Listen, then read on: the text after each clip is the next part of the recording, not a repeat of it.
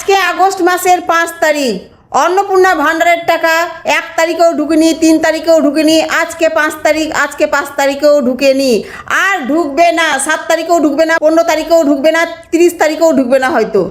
তো এই মাসটাতেই অন্নপূর্ণা ভাণ্ডারের টাকা ঢুকবে না, কারণ ব্লকে এবং জেলায় এটা নিয়ে একটা মিটিং হয়েছে।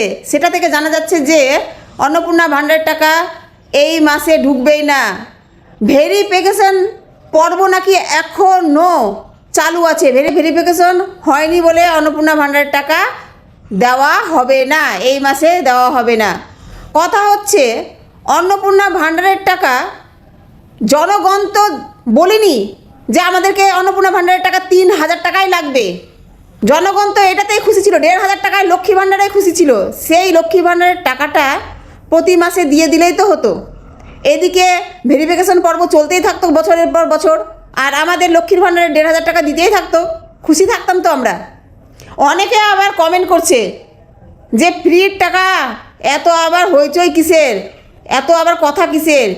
ফ্রির টাকা তো আমরা চাইনি, ফ্রির টাকা তো সরকার নিজে প্রতিশ্রুতি দিয়েছে। তিনি প্রতিশ্রুতি দিয়েছেন যে লক্ষ্মীর ভাণ্ডারের বদলে অন্নপূর্ণা ভাণ্ডারের টাকা দিব, 1500 টাকার বদলে 3000 টাকা করে দিব। কিন্তু এখন ডেটের পর ডেট দেওয়া হচ্ছে যে এখন ভেরিফিকেশন হবে তারপরে দিব, এই ডেট ওই ডেট দিতেই আছে, মানুষ আশা করে বসেই আছে। যারা এই টাকার ওপর নির্ভরশীল হয়ে গিয়েছিল, অনেকেই লোন নিয়েছে, অনেকেই এমআই করেছে, কোনো জিনিসপত্র ঢুকিয়েছে বাড়িতে, বা টিউশন ফি দেয়, সংসারের অনেকটা খরচ হয়, তারা কি করবে এখন? তাদের অবস্থাটা কি হচ্ছে? যারা একেবারেই এই টাকার ওপর নির্ভরশীল ছিল, 1500 টাকা ঢুকলেই আমার বাড়িতে খাওয়া দাওয়া একটু ভালো হবে, আমার টিউশন দেওয়া হবে বাচ্চাদের, বা বাচ্চাদের ওষুধ নেওয়া হবে, নিজের ওষুধ নেওয়া হবে, এরকমভাবে অনেকেই ডিপেন্ড হয়েছিল এই 1500 টাকাতে। কিন্তু 1500 টাকা তো একেবারেই বন্ধ করে দিল। এই 3000 টাকা দিতে গিয়ে যে কত রকমের কি হচ্ছে, এই ফর্ম ফিল আপ, ওই ফর্ম ফিল আপ, অমুক তারিখ থেকে ঢুকে যাবে, তুমুক তারিখ থেকে ঢুকে যাবে, কিন্তু এখন শোনা যাচ্ছে এই আগস্ট মাসে নাকি টাকা দিবে না।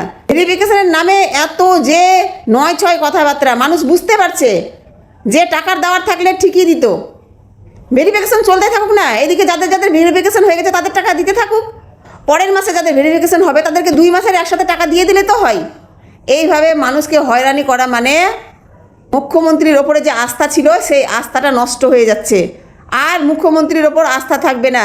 অনেকটাই মনে হচ্ছে যেরকম সাধারণ লোকজন হয় না, মিথ্যা কথা বলে, সাধারণ লোকজন যাদের দাম নাই, মানে 9-6 কথাবার্তা বলে, তাদেরকে তো মানুষ দাম দেয় না, সেই রকম কথাবার্তা হয়ে গেছে। আমাদের যে প্রাক্তন মুখ্যমন্ত্রী ছিলেন, একটু তার কথা মনে পড়ে যাচ্ছে, আর মনে পড়িয়ে দিচ্ছে বর্তমান মুখ্যমন্ত্রী। প্রাক্তন মুখ্যমন্ত্রী একটা যেটা কথা বলেছে সলিড কথা, অমুক তারিখে টাকা ঢুকে যাবে, ঢুকে গেল, অমুক সময়ে টাকা ঢুকে যাবে, ঢুকে গেল। যুবশক্তির টাকা একেবারে টাইম মতন ঢুকে গিয়েছিল। যুবশক্তির টাকা তো অন্নপূর্ণা টাকা দিচ্ছে না, আবার যুবশক্তির কথা আর কি করে আমরা আনি? যুবশক্তির তো কোনো মানে ভেরিফিকেশনের দরকার নেই, যুবশক্তির টাকাটা দিতে পারতো।